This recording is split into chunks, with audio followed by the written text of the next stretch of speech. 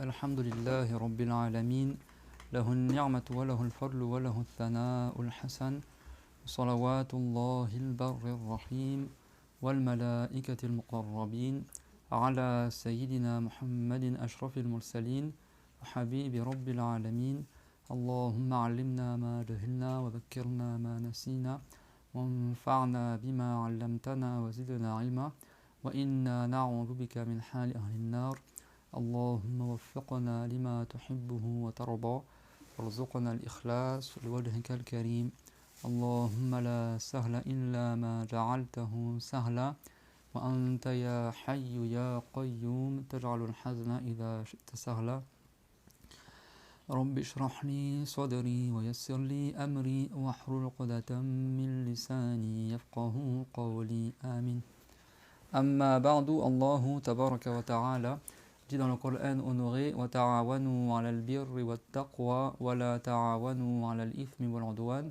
c'est-à-dire entraidez-vous pour les œuvres de bien et l'obéissance à Allah, et ne vous entraidez pas pour le péché et la désobéissance à Dieu. Donc on fait une bonne attention lillahi ta'ala par application de la parole du prophète Muhammad sallallahu alayhi wa sallam wa ala jami'in nabiyyin wa alihi. إنما الأعمال بالنيات وإنما لكل امرئ ما نوى, c'est-à-dire certes les bonnes œuvres ne valent que par les intentions, et certes chaque personne a pour elle ce pourquoi elle a fait l'intention. Donc la fois dernière on a vu les piliers du tayammum, vous vous rappelez? On avait vu que le premier pilier c'est de transférer la terre jusqu'au visage, donc la poussière de terre, al-naqal, thumma al-niyya, al-niyya istibahat as-salat wa ma yaftakhiru ila tayammum. Donc l'intention, pas l'intention de faire le tayammum, mais de l'intention de se rendre permise une chose qui est interdite sans le wudu. Et on a dit que l'intention c'est obligatoire qu'elle soit durant tout le temps du transfert de la terre. Et certains ils ont dit même si entre les deux l'intention n'était plus là où zalat an-niyya bayna ad-darb wa math al-wajh عند بعض من السحور مهم يكون عند الضرب وعند المسح. Si c'est au moment où il frappe, au moment où il a frotté le visage, il avait l'intention, mais entre les deux, il ne l'avait plus, certains savants ils ont dit que ça reste valable. Mais le mieux, c'est qu'ils mettent l'intention pendant toute la durée transfert de la terre. Après frotter le visage, vous vous rappelez, la partie apparente du visage, comme dans le wudu, sauf que ce n'est pas une condition de faire rentrer la poussière dans les cheveux, la barbe, les poils du visage. Et frotter les mains jusqu'au coude. Et on avait dit que dans l'école de Chaféry, c'est valable jusqu'au poignet. D'accord, les bras jusqu'au coude, les avant-bras jusqu'au coude. Et il y a un avis connu dans l'école des Malik que si c'est juste au poignet, ça reste valable. Et on avait expliqué la manière sunna, que beaucoup de savants ils ont considéré que c'était recommandé plutôt, et comment il fait le tayammum, d'accord. Et donc, après, à la fin, il frotte ses deux mains, d'accord, et après il entrecroise les doigts. C'est bon? Il frotte les deux mains. Et on va rappeler, il met le haut des doigts au niveau de l'index ici, et après il frotte le dos du bras et le dos de la main avec juste l'intérieur des doigts ici. Après il tourne l'avant-bras dans la paume de la main, il frotte avec la paume de la main à l'intérieur de l'avant-bras, et après avec le pouce il fait le haut du pouce, c'est bon. Tu fais ça avec l'autre bras aussi, et après à la fin tu frottes les deux mains et tu fais entre les doigts, c'est bon. C'est pas il fait ça à la fin, c'est il frotte les mains. Par contre, quand il tape dans la terre, s'il a beaucoup de poussière, c'est recommandé qu'il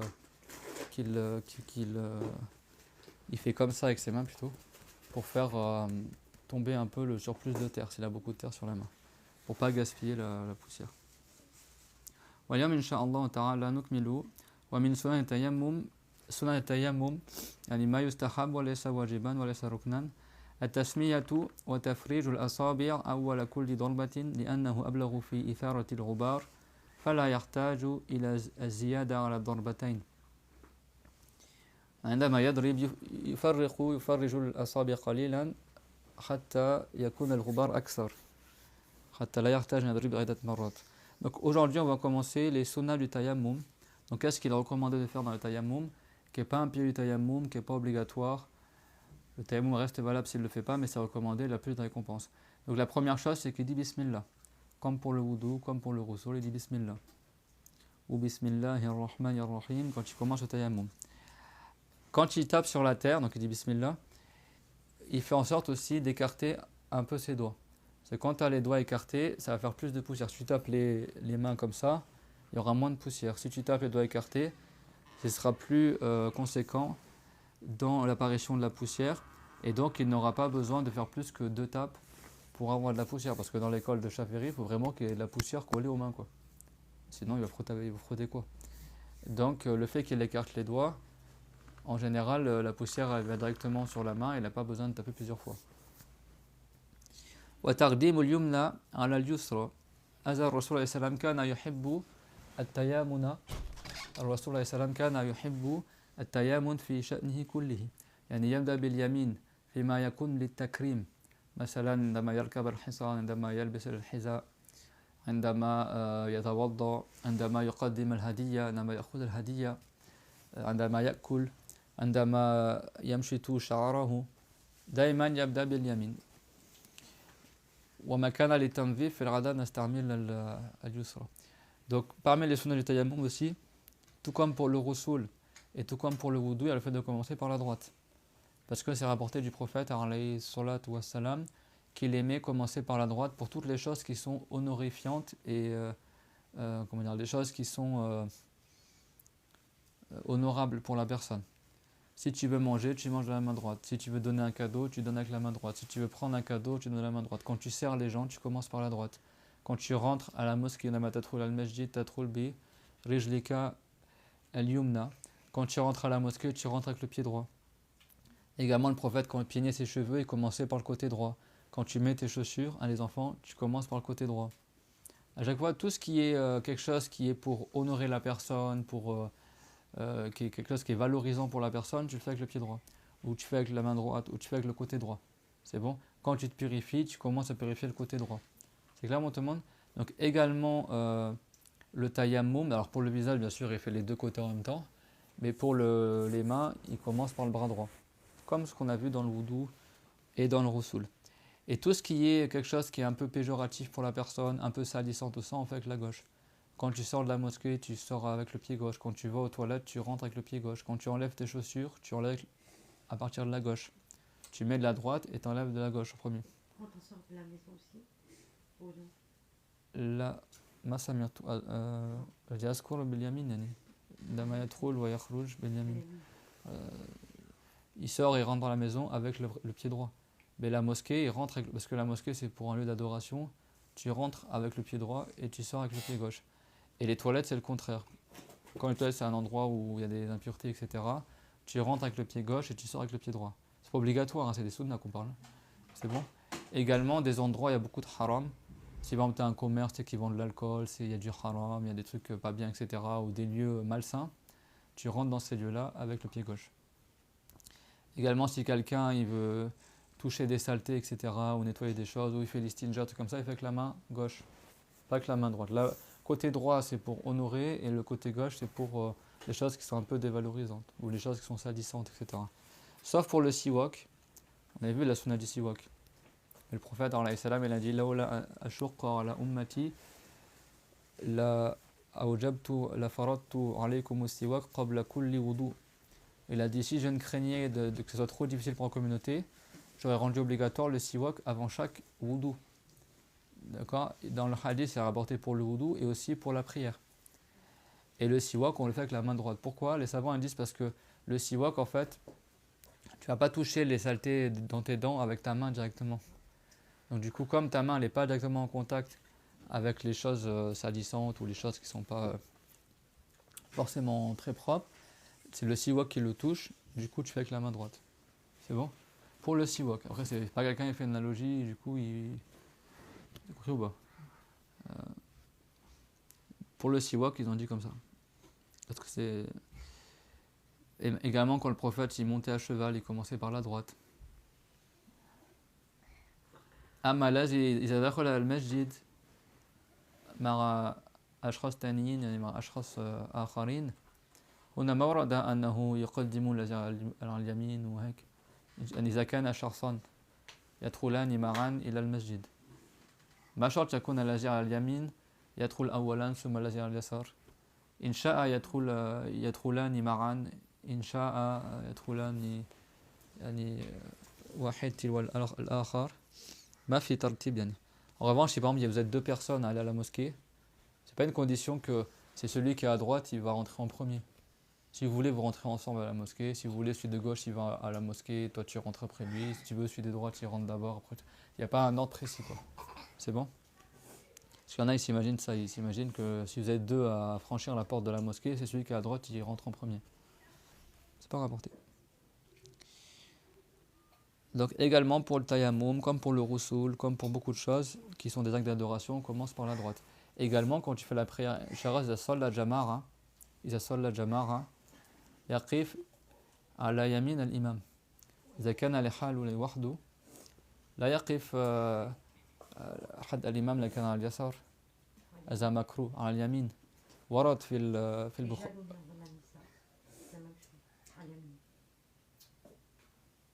أيام نحكي هنا إذا كان رجلا مثلا أما النسوان تقف كلهن يقفن على نفس الصف وإذا كان الزوجة تصلي مع زوجها تصلي خلفه ما كتير بعيد لكن خلفه ليس حد. أما إذا كان مثلا الولد الصبي مثلا يصلي مع أبيه ورد في البخاري أن عبد الله بن عباس رضي الله عنهما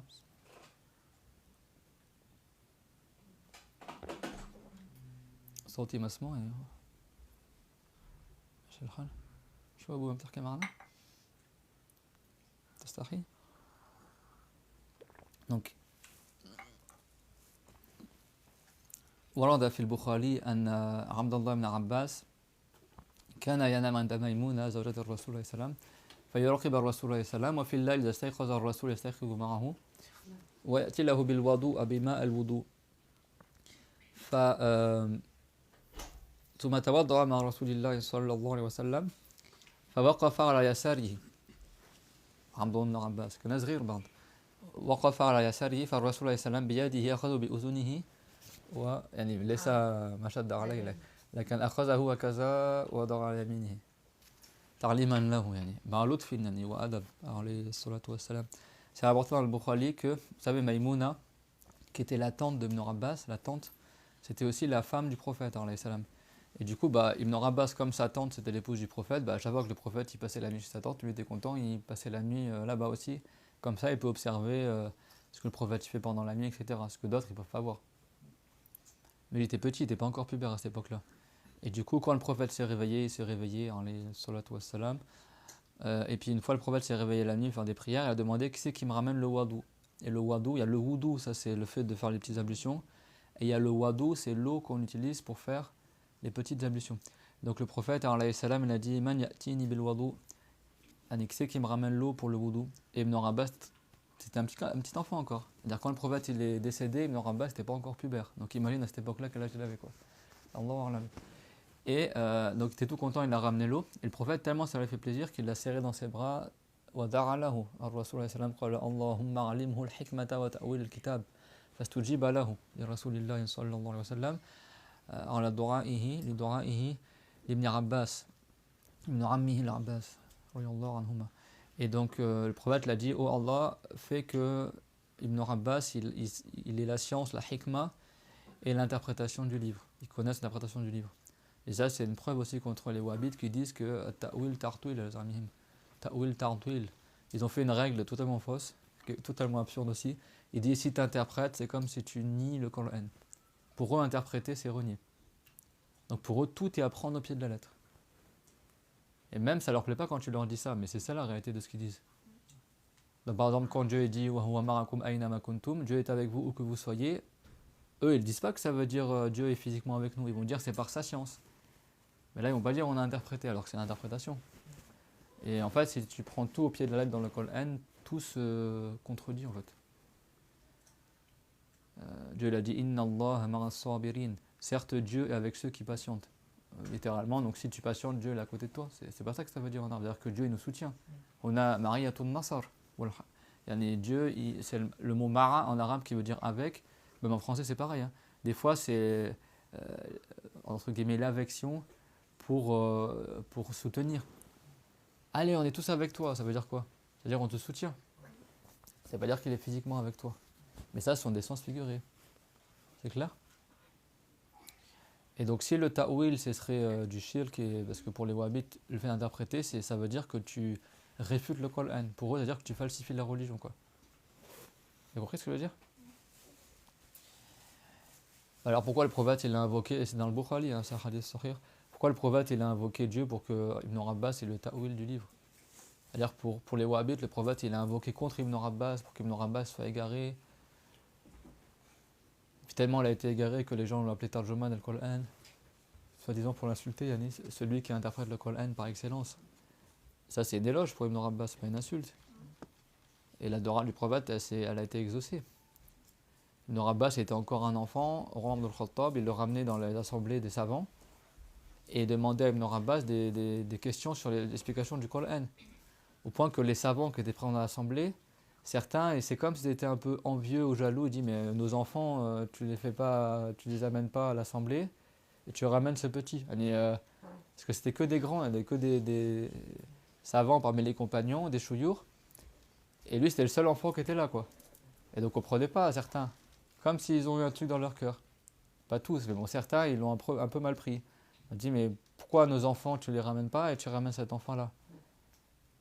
Et Omar ibn al-Khattab, il leur a demandé, concernant la sourate An-Nasr, إِذَا جَاءَ نَصْرُ اللَّهِ وَالْفَتْحُ وَرَأَيْتَ النَّاسَ يَدْخُلُونَ فِي دِينِ اللَّهِ أَفْوَاجًا فَسَبِّحْ بِحَمْدِ رَبِّكَ وَسَبِّحْهُ إِنَّهُ كَانَ تَوَّابًا وَاسْتَغْفِرْهُ إِنَّهُ كَانَ تَوَّابًا فَسَبِّحْ بِحَمْدِ رَبِّكَ وَاسْتَغْفِرْهُ إِنَّهُ كَانَ تَوَّابًا. Et donc cette ayah, ça veut dire fais l'éloge de ton Seigneur et demande-lui pardon, certes il pardonne beaucoup. Et Omar il a demandé ça veut dire quoi dans cette sourate, etc. Certains compagnons ils ont répondu, d'autres ils n'ont pas voulu répondre et aucun n'a donné la bonne réponse. Et après Omar il s'est retourné vers Ibn Abbas et il dit toi tu dis quoi pour cette ayah? Et là Ibn Abbas parce que cette ayah elle parle que le prophète il va conquérir la Mecque et Dieu il a ordonné au prophète de faire une sorte de tasbir dans ses prières, une parole spécifique à dire. Et le prophète après, depuis que cette ayah a été révélée, jusqu'à sa mort, il disait ça dans sa prière. Et il y a une interprétation spécifique qui est autre que le sens très apparent de la ayah. Et Ibn Abbas, il l'a expliqué, et Omar, il a dit c'est comme ça que j'ai entendu le prophète. Et pour montrer à tout le monde pourquoi il ramène Ibn Abbas, qui était encore un enfant, qui n'était pas encore pubère. Peut-être à cette époque-là, il était pubère, mais à l'époque où le prophète est décédé, il n'était pas encore pubère. Et Ibn Abbas ne savait ni lire ni écrire. Hein. Il a tout appris en mémorisant à Louis. Et donc quand il était petit, alors t'es pas encore pubère. Hein, Ahmed? Malgré ça, il se réveillait la nuit quand le prophète se réveillait, il faisait exprès de dormir chez sa tante, alors qu'il n'allait pas chez sa tante à la base. Il faut vraiment observer les faits et gestes du prophète. Et quand le prophète il est décédé, Ibn Abbas il allait voir les compagnons plus vieux que lui et il allait chercher la chance chez eux. Il allait frapper à la maison de Zayd ibn Thabit, qui était très âgé à cette époque-là, et aux compagnons pour prendre par transmission orale les choses qu'il n'a pas entendues du prophète. Et une fois, il est parti à la maison de Zayd ibn Thabit. Et quand il est arrivé, Zayd était sur sa monture, il était en train de sortir. Et Ibn Abbas était encore un enfant. Hein. Il était en train de marcher. Et Zayd était sur son cheval ou sur sa monture. Et qu'est-ce qu'il a fait, Zayd? Ibn Thabit, il s'est baissé, il a embrassé la main de Ibn Abbas. Et il a dit Hakaza naf'alu bi ali Rasulillahi sallallahu alayhi wa sallam. Et c'est comme ça qu'on fait avec la famille du prophète sallallahu alayhi wa sallam. Mais le respect qu'ils avaient. Et donc quand ils ont dit à Omar pourquoi tu le ramènes dans ton assemblée alors que nous on a des enfants du même âge et ils n'assistent pas. Parce que là c'est une assemblée entre savants, c'était pas une assemblée genre un cours quoi. Et Omar il a dit innahu fatal kuhul. Il a dit certes c'est un enfant mais il est comme un adulte. Lahu qalbun aqul, il a un cœur très intelligent. Wa lisanun saoul. Et il a une langue aussi qui est il sait parler, etc. C'est quelqu'un il a l'apparence d'un enfant, mais au niveau du cœur, c'est comme si c'était un adulte. Il était très éveillé. Et le prophète, alayhi salam, s'est rapporté même Mariam. Hein. Notre dame Mariam s'est rapporté qu'elle grandissait en un jour, ce qu'un enfant il grandit en un mois, ou plus. Et le prophète, alayhi salam, il grandissait en un mois, ce qu'un enfant il grandit en un an. Et notre cher, Bazaqal Shaykhuna rahimahullah, قال أي من حيث العقل يعني ليس جسديا يعني وبشهر يعني مثلا إذا خسر له 10 أشهر يكون كالعمر 10 سنوات ليس بهذه الطريقة لكن حيث العقل. C'est rapporté que le prophète alayhi salam, il grandissait en un mois ce qu'un enfant il grandit en un an. Notre cher dit ça veut dire au niveau de l'intelligence. C'est-à-dire que le prophète, c'est-à-dire à quelques années, il avait déjà l'intelligence d'un adulte, quoi. Parce que les prophètes sont très intelligents. Je ne vais pas dire physiquement. Parce que si en un mois il grandit comme en un an, c'est-à-dire qu'il vient de naître, il a 10 mois, c'est comme s'il avait 10 ans déjà. C'est pas ça que ça veut dire. Mais ça veut dire que son intelligence elle se développait très rapidement. Alors les salatu wa salam. Et Notre-Dame Mariam, c'est pareil aussi. Les grands saints, leur intelligence, ils sont facilités. Même quand ils sont enfants, ils sont très intelligents. C'est vrai qu'il ne faut pas négliger les enfants. C'est pas dire il est petit, il n'est pas encore pubère, bibi, caca, doudou, tu vois, les petites peluches, les petits trucs. Enfin, tu vois, tu les rends neuneux, quoi. Un enfant, il peut être très intelligent et il peut même atteindre la sainteté avant la puberté. Hein. Dans le passé, tu avais des enfants, ils avaient beaucoup de science, ils apprenaient le Coran, etc. Un enfant, il peut apprendre plein de choses. Hein. Pas trop ramollir nos enfants en disant qu'ils sont trop petits, quoi.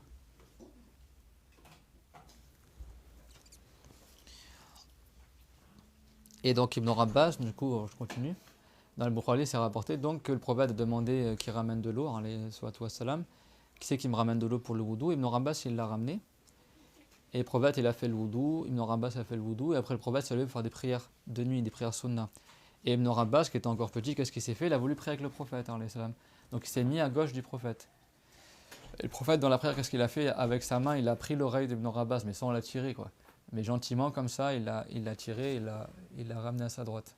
Pour lui enseigner que quand tu pries à deux, tu mets à droite de l'imam. C'est déconseillé de se mettre à gauche. Si vous êtes juste deux, c'est bon. Après, s'il y a une rangée complète, vous mettez derrière l'imam. C'est bon.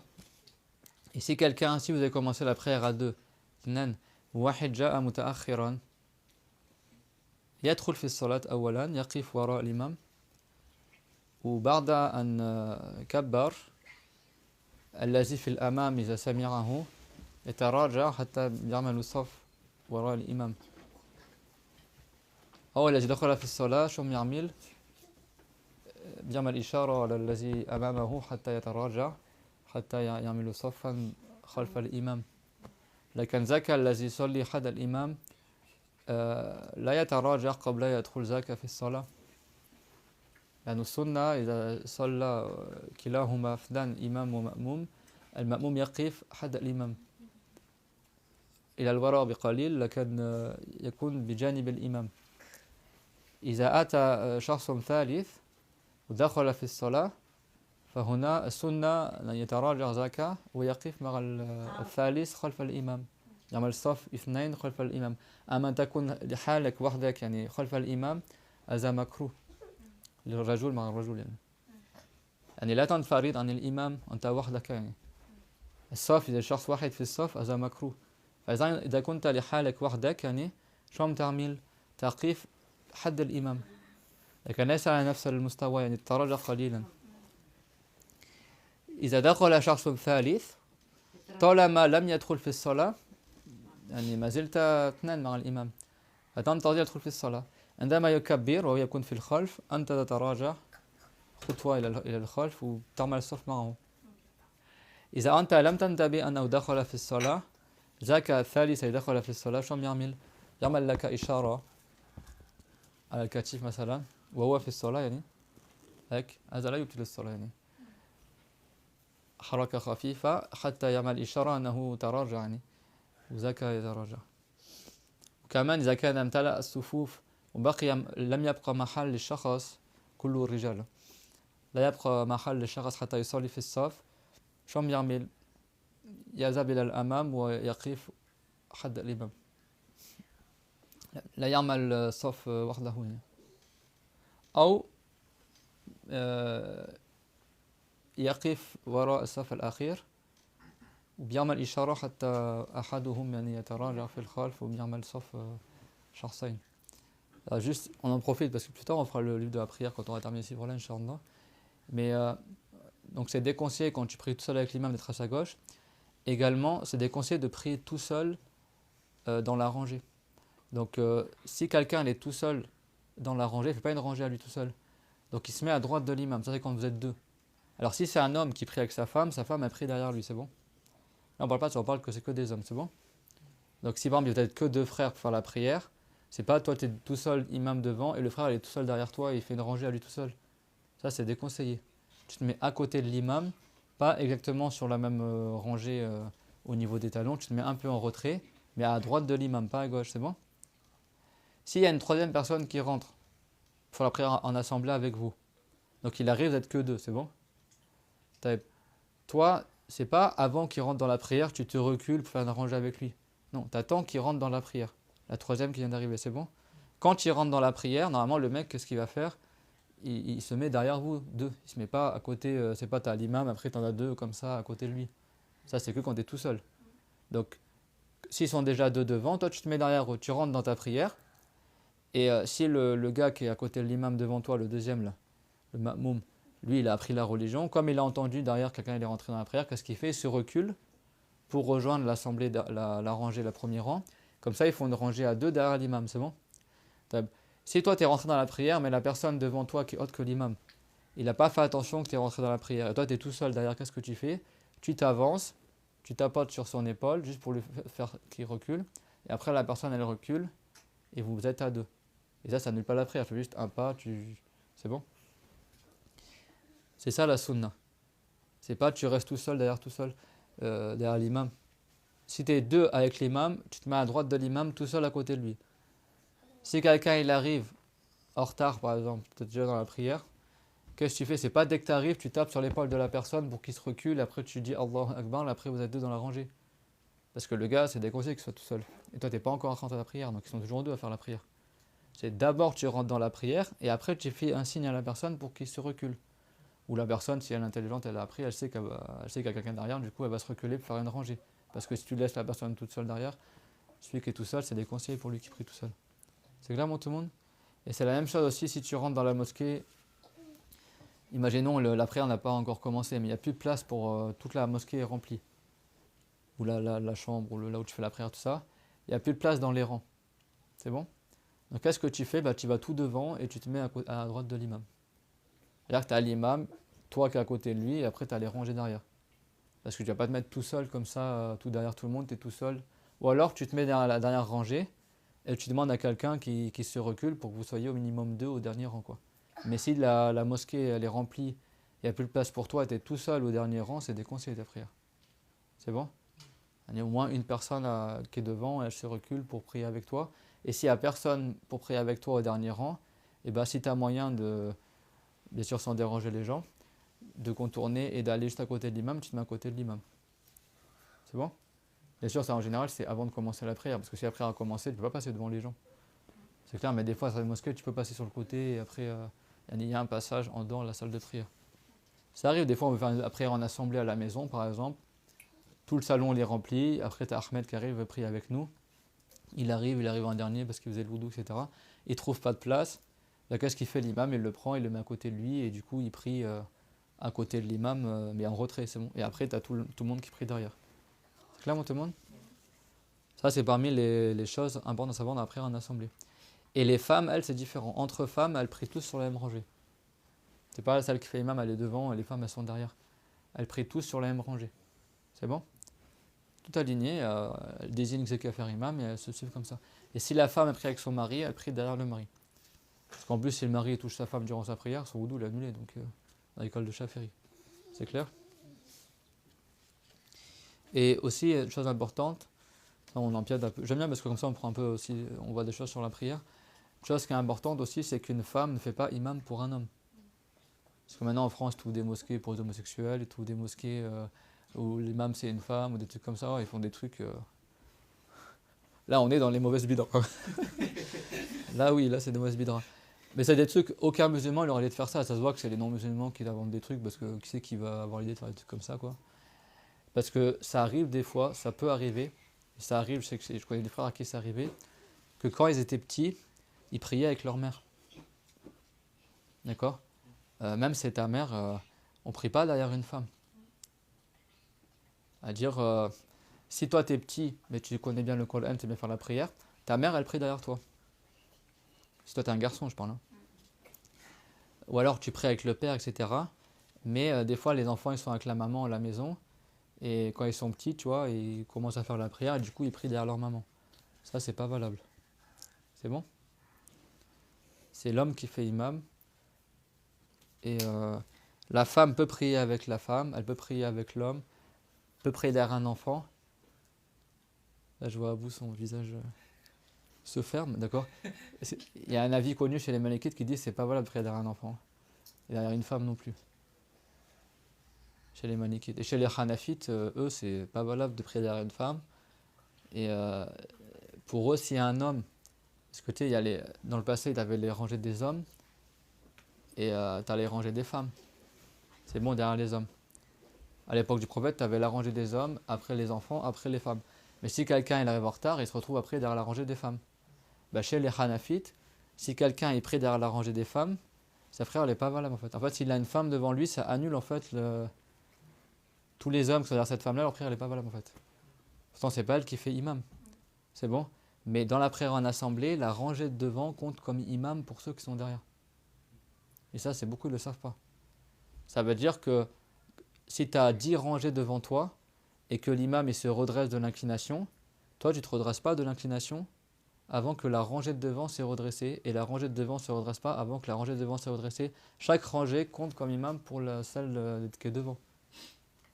Sauf إذا ترددت الصفوف إذا ترددت الصفوف صف الذي أمامك بيكون بمثابة الإمام فالشخص لا أليس تعلمنا أنه الشخص لا يسبق الإمام بركن فعلي وبركنين تبطل الصلاة إلى غير ذلك والسنة تنتظر الإمام ينهي الركن كاملا حتى أنت تعمله. فالصف الأول تابع الإمام، الصف الثاني تابع الصف الأول. كل صف يكون بمنزلة الإمام نسبة الذي أمامه. فكما أنه لا يسبق في المكان ولا في الفعل الإمام، كمان لا يسبق في المكان والفعل الصف الذي أمامه. فإذا كان 10 صفوف شو بيعمل؟ ينتظر يعني الصف الأول يعني الإمام يرفع من الركوع مثلا، ثم الصف الأول، ثم الصف الثالث، ثم الثاني، ثم الثالث، ثم الرابع، ثم الخامس حتى يصل إليك. ليس بس تسمع الإمام يرفع ترفع دغري وهم رفعوا بعض الذين أمامك. Ça c'est important, c'est que l'imam, on le suit, c'est au premier rang. Ceux qui sont au deuxième rang, pour eux l'imam c'est le premier rang. Ceux qui sont au troisième rang, pour eux leur imam c'est le deuxième rang, etc. Donc ça veut dire que normalement la prière, quand l'imam il se redresse de l'inclination par exemple, après le premier rang il se redresse, après le deuxième, après le troisième, chacun il attend que la rangée de devant le fasse pour le faire. C'est pas dès que tu entends l'imam il se redresse, toi tu te redresses, tu es à la 50e rangée, parce qu'on a appris, vous verrez plus tard, on a appris en assemblée, dans l'école de Shafiri, c'est haram de devancer volontairement l'imam d'un pilier gestuel entier. Et si c'est de deux, ça annule ta prière. Mais ça, l'imam, ou alors la rangée qui est devant toi. C'est-à-dire que si la rangée, elles sont encore inclinées, qui est devant toi, elles sont encore inclinées, et toi tu te redresses et tu te prosternes, alors que la rangée, elles sont encore inclinées devant toi, bah, tu tombes dans le haram. Même si l'imam, lui, il a commencé à se redresser, etc. Et pareil, si tu pries derrière la rangée, tu ne te mets pas devant eux. Et c'est comme un imam pour toi, Yanni. C'est bon? Donc chez les Hanafites, bah, du coup, si tu as une rangée de femmes devant toi, bah, un homme, il ne prie pas derrière une femme. C'est bon? Pour eux, ça fait comme si c'était un imam. C'est clair, moi, tout le monde? Après, il y a des sagesses dans ça. Est-ce qu'une femme, elle fait toujours la prière? Déjà, une femme ne peut pas être imam dans une mosquée. Pourquoi, Madeleine? Parce que la femme, elle a les menstrues tous les mois. Et quand tu as les menstrues, c'est haram que tu fasses la prière. Et ta prière, elle n'est pas valable. Et en plus, tu n'as pas le droit de rester dans la mosquée. C'est bon? Donc comment une femme, elle va être imam à plein temps dans une mosquée et 3/4 des prières, elle ne pourra pas les faire? C'est n'importe quoi. Je sais pas comment ils font dans leur mosquée où la femme, elle fait imam, soi-disant. C'est clair, tout le monde? Et après, il y a d'autres sagesses aussi. L'imam, c'est un peu aussi la référence. C'est un peu à plusieurs égards, il convient que ce soit un homme, quoi. Parce que déjà, il peut être un temps plein dans la mosquée. S'il y a un litige, les gens ils sont plus confiants quand c'est un homme âgé, il va régler les problèmes, etc. Et chez les Malikites, il y a énormément de conditions pour l'imam. Surtout si c'est l'imam qui est officiel de la mosquée. Pas que ce soit grand pécheur. Enfin, il y a vraiment Il y a des sunnas, il y a des obligations aussi. Et il y a beaucoup de conditions chez les Malikites. Pour eux, vraiment, l'imam de la mosquée, il faut vraiment qu'il soit exemplaire, quoi. Surtout que chez les Malikites et les Hanafites et les Hanbalites, comme l'imam il récite pour ceux qui sont derrière lui, c'est-à-dire que toi tu ne récites pas la Fatiha derrière l'imam, c'est-à-dire que ta prière elle dépend de la prière de l'imam. Donc chez les Malikites, si la prière de l'imam est annulée, ta prière est annulée. Même si toi tu n'as rien fait du tout de mal dans ta prière, si l'imam sa prière elle est annulée, parce qu'il a fait un annulatif par exemple de la prière, et bah du coup tous ceux qui ont prié avec lui, leur prière est annulée. Ou si l'imam sa prière n'était pas valable, tous ceux qui ont prié avec lui, ils n'étaient pas valables. Alors que dans l'école de Shafiri, si l'imam il a fait un annulatif de la prière, bah toi tu quittes l'imam, tu continues ta prière tout seul. Alors si l'imam il avait une impureté sur lui qui était dissimulée, qu'on ne voyait pas, donc personne n'est au courant que sa prière n'était pas valable parce que personne n'a vu l'impureté qu'il avait sur lui et c'est une impureté qu'on ne voyait pas facilement, bah comme chacun il récite la Fatiha dans sa prière, même si la prière de l'imam n'était pas valable, chacun qui a prié derrière lui, sa prière reste valable. Parce que tout le monde a déjà récité la Fatiha et tu ne savais pas à l'avance que la prière de l'imam n'était pas valable. En revanche, si tu sais dès le départ que la prière de l'imam n'est pas valable et que tu pries ensemble avec lui, ta prière n'est pas valable dans l'école de Shafiri. C'est clair? Et chez les Malikites, il y a un cas où ça annule pas la prière, c'est si l'imam il perd le wudu en plein milieu de la prière. Dans ce cas-là, l'imam il choisit quelqu'un au premier rang qui s'avance et qui continue la prière avec ceux qui sont... C'est bon?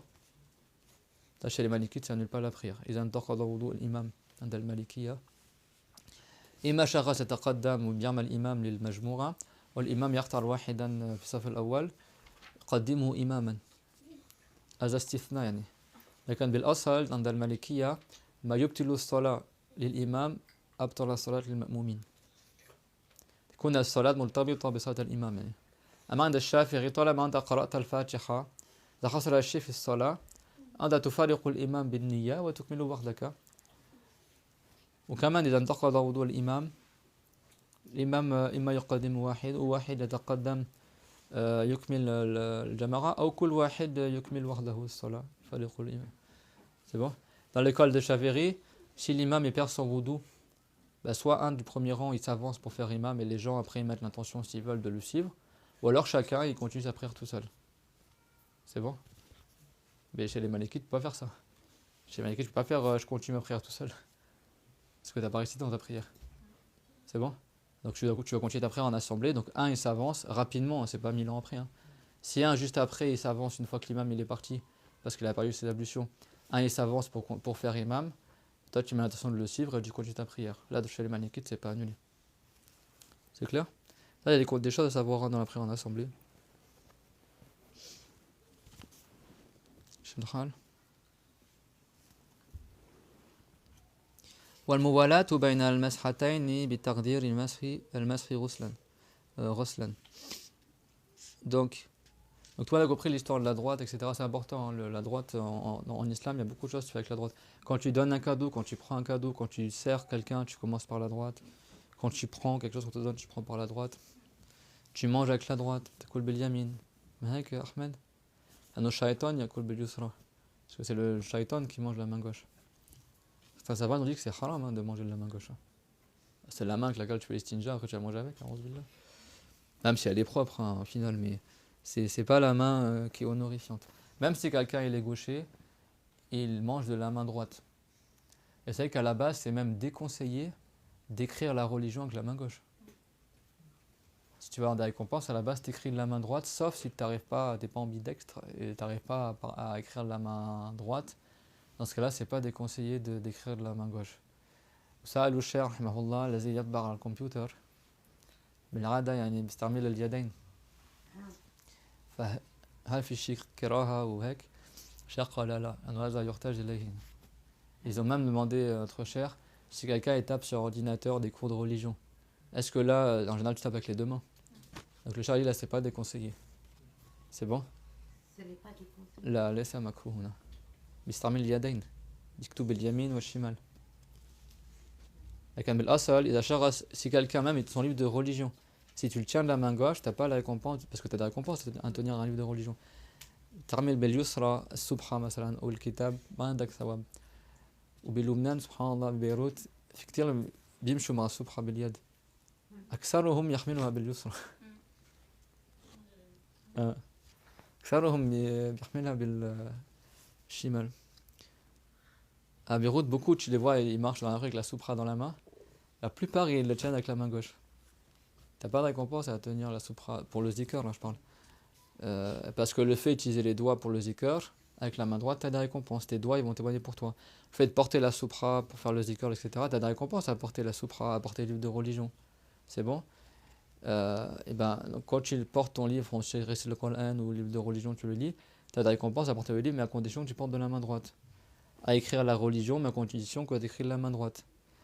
إلا إذا عندك عذر مثلا شغال بيقود السيارة مثلا بيأكل في نفس الوقت حتى لا يعمل حادث يعني هنا لو عذر حتى يأكل باليسرى واحد مثلا يحمل ميكروفون في الخطبة بيحمل الخطبة باليسرى لأنه مشغولة بالميكروفون هنا كذلك لو عذر.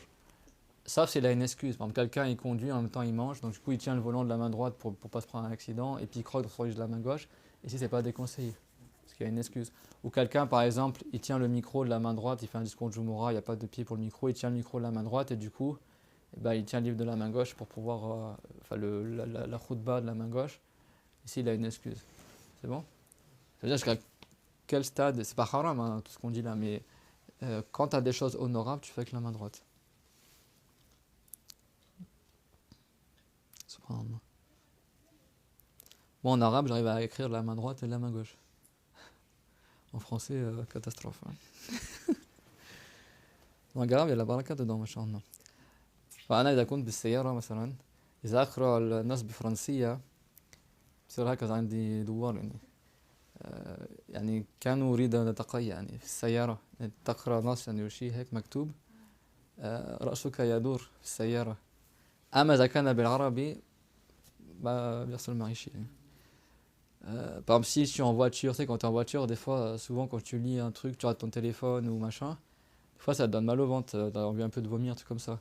Moi, si je lis un livre je peux pas lire moi un texte en français dans une voiture. Si je lis un livre en français dans une voiture ou un texto, ou je vais écrire un texte dans une voiture, ça me donne mal au ventre. Ma tête commence à tourner, etc. Mais si c'est en arabe, normal quoi.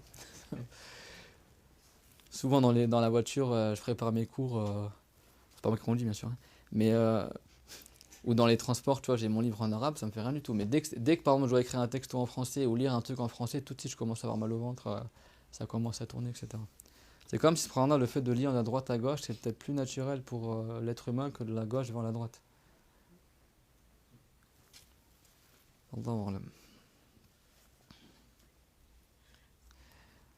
Donc parmi les sunnas du tayammum, il y a le fait de la succession entre les essuiements, l'illustration, c'est bon. Tayammum, il n'y a pas d'eau, c'est لكن لو قدرت لو فرضنا أن كل مسحة هي غسل هل يجف العضو الثاني قبل الأول قبل الثاني مثلا لو كان غسلت بالماء ومثلا الوجه ثم تعمل اليدين الوقت بين غسل الوجه واليد هل هو طويل بحيث يجف الوجه فهنا نفس التقدير لو قدرت أنك غسلت الوجه ليس مسحت بالتراب غسلته فالسنة أن تمسح اليد قبل جفاف الوجه لو اعتبرنا أن المسح كان غسلا. La sunna, al-muwalat, ici, il n'y a pas de séchage. Mais si tu imaginais que tu avais lavé ton visage, alors tu frottes ton bras avec la terre avant que ton visage n'ait séché. Si on a imaginé qu'au lieu de le frotter avec la poussière, tu l'aurais lavé. C'est bon? C'est-à-dire que tu fais une estimation. Si à la place de mon frottage avec la poussière, j'avais lavé avec de l'eau, est-ce que ça aurait séché entre-temps ou pas? Et donc du coup, tu fais suivre le frottage des membres du tayammum rapidement, de sorte que si ça avait été un lavage, ça n'aurait pas eu le temps de sécher. C'est bon? Parce que là, avec la terre, il n'y a pas de séchage. Mais les savants ils disent tu fais le même comme pour le wudu et le roussou, c'est-à-dire que tu laves le membre suivant avant que le précédent n'ait séché. C'est bon? Mais comme le tayammum, il n'y a pas de séchage, c'est déjà sec, tu fais une estimation. Si j'avais lavé, est-ce que ça aurait eu le temps de sécher ou pas?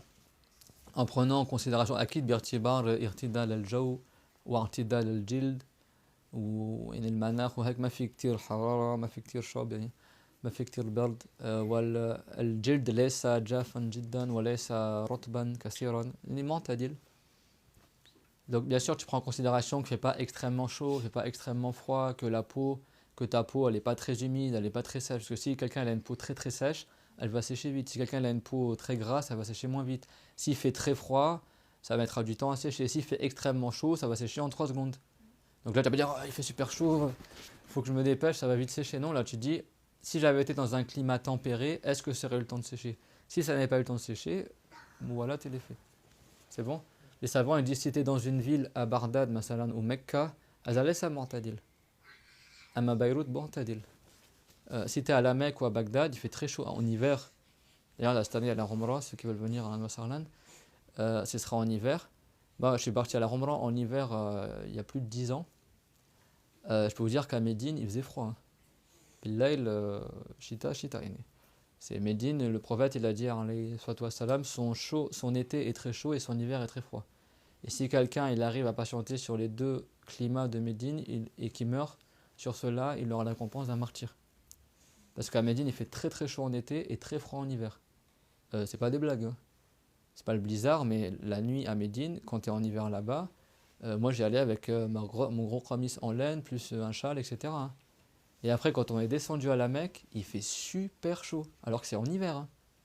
On est descendu à la Mecque, je me rappelle, déjà, j'arrêtais pas de transpirer dans mon truc là du tawaf.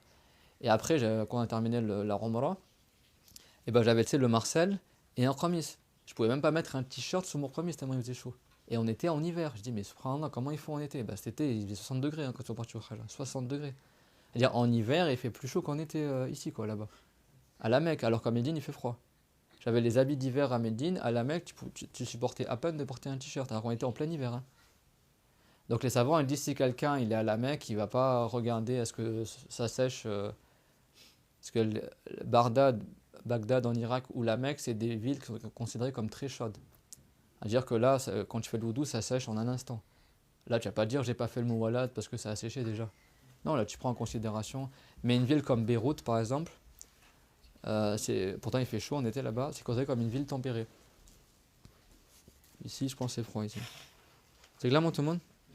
الموالاة والموالاة بين التيمم والصلاة وهو واجب في تيمم دائم الحدث كما في وضوئه يعني الشخص لا ينتظر كثيرا بين التيمم والصلاة لأن الطهارة ضرورة فهنا السنة إذا شخص منه دائما الحدث يعني سلس مثلا البول وهيك ومستحاضة هنا لا يجوز له يؤخر الصلاة يعني دغري بيصلي بعد التيمم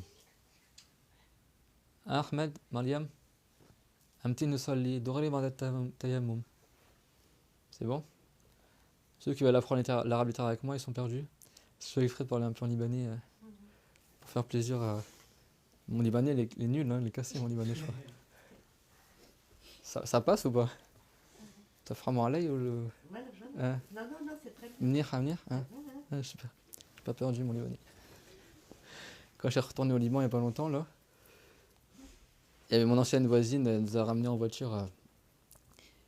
Après, elle m'a dit Ibrahim, j'arrêtais pas de lui parler en arabe littéraire et il me répondait en libanais.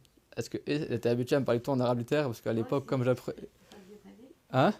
Moi aussi, je réponds en libanais. Ouais. Mais elle s'attendait que j'allais répondre en arabe littéraire parce que, comme à la base, j'ai appris l'arabe littéraire. Donc, à chaque fois, elle fait l'effort de me parler en arabe littéraire parce qu'elle sait que.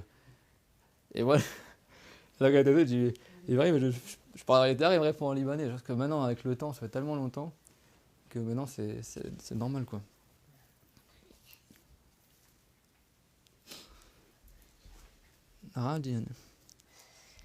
J'avais fait non, vous approchez pas le téléphone. Il y a plusieurs années, j'avais fait la journée mondiale de langue arabe au lycée Honoré de Balzac là, à Paris, là, dans le 17e. Là. Il m'avait invité en tant que calligraphe. Et il y avait l'ambassade, le consulat du Maroc, etc. Et c'était au moment où il y avait Daesh en Syrie. Là. Et du coup, il y avait pas mal de Syriens aussi qui étaient là-bas, des réfugiés qui étaient à l'école, qui étaient au collège, au lycée Honoré de Balzac. Et du coup, il y avait un Syrien. En fait, j'étais tellement content de voir quelqu'un qui est des pays du Cham. Du coup, je commençais à lui parler et tout, parce qu'il y avait des calligraphies qu'il aimait beaucoup. Et du coup, je commençais à faire la Zibeldak ou grec. Et après, il m'a dit, mais toi, t'es Syrien, parce qu'en plus, les Syriens sont connus pour la calligraphie. Et les gens étaient persuadés que j'étais un Syrien. Et je dis non, non, elle dit mais Tarkamari Souri, oui, tu me parles avec moi en syrien, etc. Parce que j'ai parlé en direct, le syrien, le libanais, c'est le même dialecte hein, quasiment. Liban, Jordanie, Palestine, Syrie, c'est quasiment la même langue.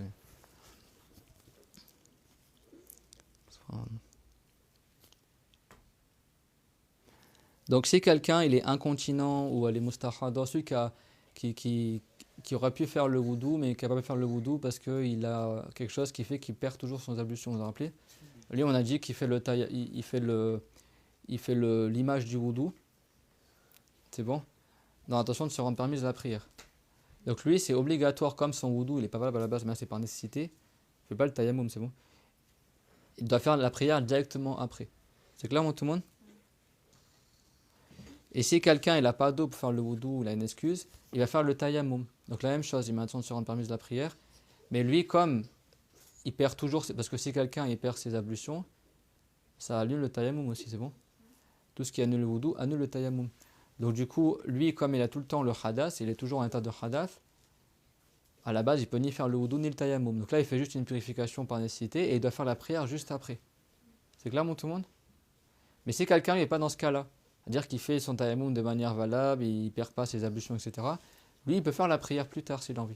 Mais l'important, c'est qu'il fait toujours le tayammum pour une obligation. C'est bon, il ne fait pas plusieurs obligations quand même tayammum. Mais il peut attendre avant de faire la prière ou son tawaf, etc. C'est clair? Mais la sunna, c'est qu'il fasse sa prière ou son obligation juste après avoir fait le tayammum. Il n'attend pas trop longtemps entre le moment où il a fait le tayammum et le moment où il fait son obligation. Et je dis obligation, le farida, يشمل الصلاة يشمل خطبة الجمعة يشمل الطواف ومس المصحف إذا أراد مس المصحف ما شرط يكون صلاة يعني. Tout le monde a compris ce sujet-là? Si une femme elle est mustahada, elle a du sang de maladie, elle est comme l'incontinente qui a toujours de l'urine qui sort ou des gaz ou des sels et tout comme ça, ou du mavi, des choses qui annulent le wudu tout le temps, elle n'arrive pas à s'en défaire. Lui, qu'est-ce qu'il fait? Il attend que le temps il rentre, il fait l'image du wudu dans l'intention de se rendre permise de la prière et juste après il fait la prière obligatoire. Et il refait ça à chaque fois qu'il fait faire la prière ou le tawaf ou ce qu'on a vu. C'est bon pour tout le monde? Et si lui il se trouve dans un cas où il fait le tayammum parce qu'il n'a pas d'eau, ben c'est la même chose pour le tayammum. Il fait le tayammum juste dans l'intention de pouvoir faire la prière et après il fait la prière juste après. Parce que lui est toujours en état de hadath.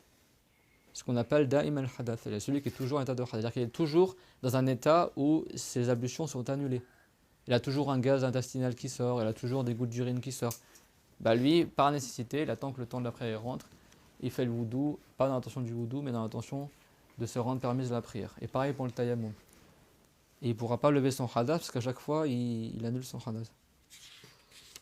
ويسن نزع الخاتم للضربة الأولى وهو واجب للثانية كي يصل التراب إلى محله. للرجل يسن لبس الخاتم أو الخاتم على الخنصر هون إما باليمين أو الشمال. الرسول صلى الله عليه وسلم كان يلبسه على اليد اليمنى وكان يضع الفصة هنا في حرف اليد ليس هيك إنما هكذا وكان مكتوب عليه محمد رسول الله ويختم هكذا. Donc le prophète alayhi salam, il avait une bague en argent et il portait le côté de la bague sur le côté, sur la tranche de la main, pas comme ça, par modestie comme ça. Et bon, il n'avait pas une pierre, il avait une bague qu'il mettait juste pour tamponner les lettres, qui était une bague en argent, avec un rond, c'était marqué Muhammad Rasulullah, et du coup, à l'envers, et du coup, il tamponnait les lettres comme ça, tu mets de la cire et tu tamponnes pour sceller les lettres, d'accord? Et cette bague-là, il la mettait que quand il voulait tamponner les lettres, c'est bon? Et le prophète, il la mettait à la main droite, c'est rapporté aussi à la main gauche ici, mais à l'auriculaire, c'est bon? Nous, les musulmans, la bague pour les hommes, je parle, hein. On ne met pas la bague ici ni ici, comme ils font les chrétiens. On le met ici, d'accord, au petit doigt. Bague en argent. C'est rapporté l'imam Ali qu'il a dit de ne pas mettre la bague là, ni sur le majeur, ni sur l'annulaire. En français, on dit annulaire, d'accord, parce que annulaire, ça vient du latin qui veut dire l'anneau. Parce que c'est la bague, c'est le doigt où ils mettent la bague de mariage en général. C'est bon? Ça, c'est pas rapporté chez les musulmans. Ou le mahbas. Le khidba ou le bague de fiançailles aussi au Liban, on appelle ça le mahbas, la bague qui rend prisonnière la femme. Non, mais ça veut dire qu'elle est réservée en mariage, elle est demandée en mariage. C'est une bague, mais en français c'est pareil, la bague de fiançailles. Comment tu vas savoir qu'une femme elle est fiancée? C'est-à-dire qu'elle a déjà été demandée en mariage et qu'elle est promise en mariage, mais elle n'est pas encore mariée. En islam, c'est haram de demander une femme qui est déjà fiancée à quelqu'un. Si tu sais que ton frère en islam a demandé une femme en mariage et que le père a dit oui, mais il n'a pas encore marié, mais dit oui, je te promets que je te marierai ma fille, on dit que c'est sa promise, toi tu as le droit après d'aller voir le père, tu dis je demande ta fille en mariage alors qu'elle a déjà été demandée et acceptée par le père. Donc du coup, au Liban, qu'est-ce qu'ils mettent? Ils mettent une bague pour la femme qu'on appelle le marbas. Je rigole quand j'ai prisonnière, mais ça veut dire que c'est une bague qui montre que cette femme-là, elle est promise en mariage à quelqu'un d'autre. Donc toi, tu ne vas pas la demander en mariage.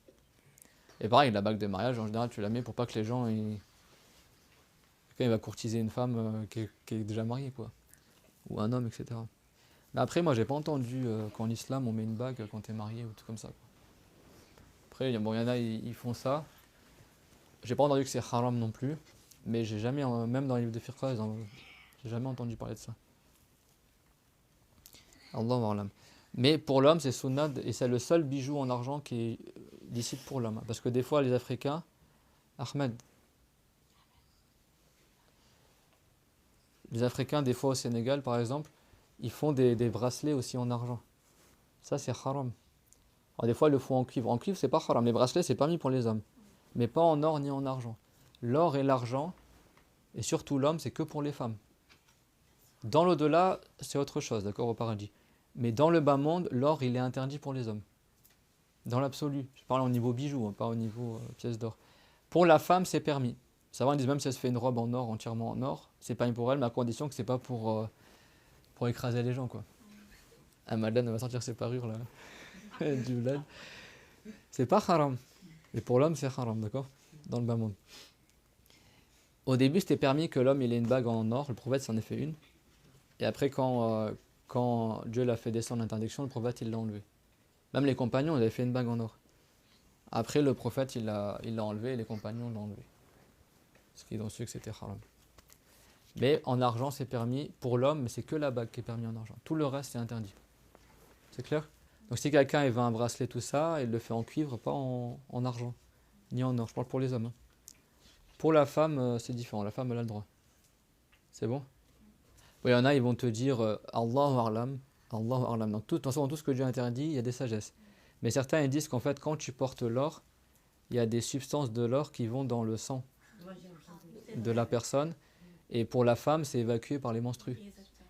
Alors que l'homme, en fait, ben, ça reste dans le corps, quoi. Tout comme c'est haram aussi de manger à des couverts en argent. T'as vu où? En France, ça se fait aussi. Et c'est extrêmement désagréable de manger avec des trucs en argent, ça fait pâteux, ça fait un goût dans la bouche, etc. Et il y a aussi enfin, c'est fort possible qu'il y a des substances qui se dégagent de... C'est pas pour rien que Dieu l'a interdit de boire et de manger dans des couverts en or et en argent, quoi. C'est bon? Parce qu'il y a des trucs aussi, que c'est possible qu'il y a des trucs qui se détachent, que tu ingères et tout ça. Même si l'or, aux Émirats, ils mangent l'or carrément, ils font de la viande, ils mettent une feuille d'or dessus, ils le mangent, quoi. Ils n'ont rien d'autre à faire, quoi. Après, l'or, il y a des utilités pour la santé, dans les métaux, etc. Mais bon. Il y a des sagesses, d'accord?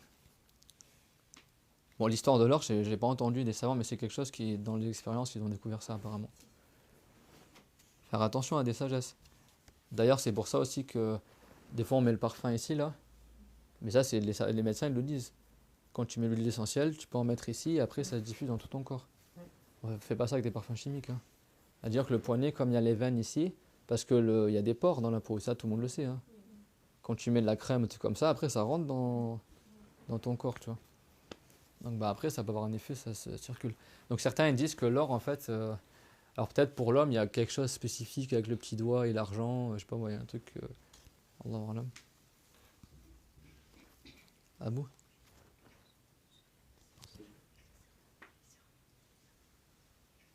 D'accord. C'est bon? Donc quand tu tapes sur la terre, donc l'homme ou la femme, s'il tape la première fois pour faire le visage, c'est recommandé qu'il enlève la bague. Comme ça la poussière va partout. Par contre, pour la deuxième frappe, c'est obligatoire qu'il enlève la bague parce que sinon la terre elle ira pas là où il y avait la bague. C'est bon? C'est pas comme le wudu. Le wudu, si quelqu'un il a une bague qui est mobile et l'eau elle passe entre la bague et son doigt, c'est pas obligatoire qu'il l'enlève. Mais après, bon, tu vas pas t'amuser. C'est bon, tu enlèves ta bague quand tu fais le wudu. Mais il y en a, ils sont. Par contre, il y a certains frères, qu'est-ce qu'ils font? Ils mettent des bagues à plusieurs doigts. Ça, c'est haram hein, pour l'homme. Hein. On met qu'une seule bague en argent. Alors, quelqu'un peut en avoir plusieurs à la maison, mais t'en mets qu'une sur toi. Pas t'en mets une là, une l'autre ici, ou deux, ou trois, ou quatre, ou sur tous les doigts, etc. C'est clair, l'homme, c'est une bague en argent. C'est bon? Soit tu la mets à la main droite, soit à la main gauche, et la sunna, c'est de la mettre au petit doigt, à l'auriculaire. C'est clair, mon tout le monde? Walhamdulillahi rabbil alamin, wa sallallahu ala Muhammad wa ala jami'in nabiyyin. ربنا آتنا في الدنيا حسنة وفي الآخرة حسنة وقنا عذاب النار ربنا لا تزغ قلوبنا بعد إذ هديتنا وهب لنا من لدنك رحمة إنك أنت الوهاب. Et on aura fini par cela les sunnas du tayammum et on verra la semaine prochaine Inch'Allah qu'est-ce qui annule le tayammum. Barakallahu fikum wa jazakumullahu khayran.